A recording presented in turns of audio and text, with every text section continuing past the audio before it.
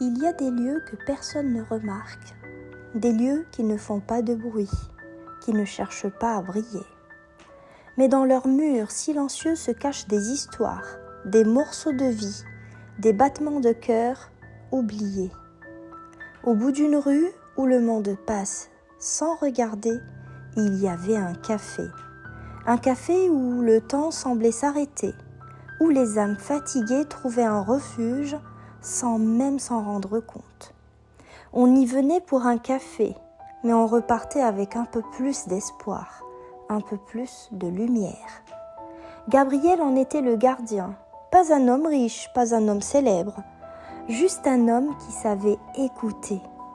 Il avait vu des larmes couler discrètement derrière des tasses fumantes, entendu des silences plus lourds que des mots, offert des sourires à ceux qui n'avaient plus la force d'en donner. Mais les années avaient passé, les visages s'étaient évanouis, les chaises étaient restées vides. Et ce matin-là, il préparait la dernière tournée.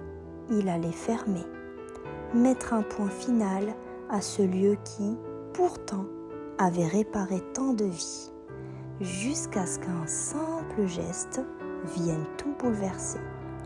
Le Café des Merveilles, une histoire de bienveillance. Alors qu'il rangeait les dernières tasses, la porte s'ouvrit. Une jeune femme entra. Elle ne savait pas pourquoi, mais quelque chose l'avait poussée à franchir cette porte usée, à lire cette phrase inscrite sur la vitre poussiéreuse. Ici, on répare les cœurs, pas seulement les tasses. Intriguée, elle s'installa et commença à discuter avec Gabriel. Elle l'écouta vraiment. Elle comprit que ce café n'était pas qu'un commerce, mais un refuge, un endroit où, sans bruit, des destins s'étaient dessinés, des âmes s'étaient relevées. Alors, elle prit son téléphone et raconta l'histoire. Elle parla de Gabriel, de ce café, de ces petits miracles invisibles qui s'y étaient déroulés.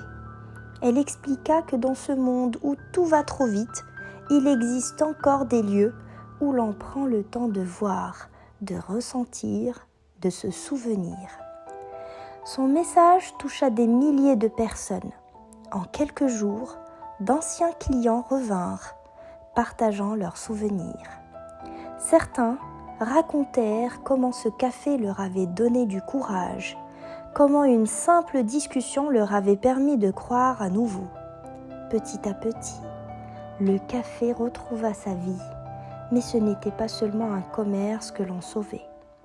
C'était une preuve que la bonté existe encore, que l'humain est capable de s'émerveiller de l'essentiel. Nous cherchons souvent la beauté dans l'extraordinaire, alors qu'elle se cache dans les gestes les plus simples. Un sourire, une main tendue, un mot bienveillant. Ce sont eux qui changent le monde lentement mais sûrement. Merci beaucoup pour votre écoute.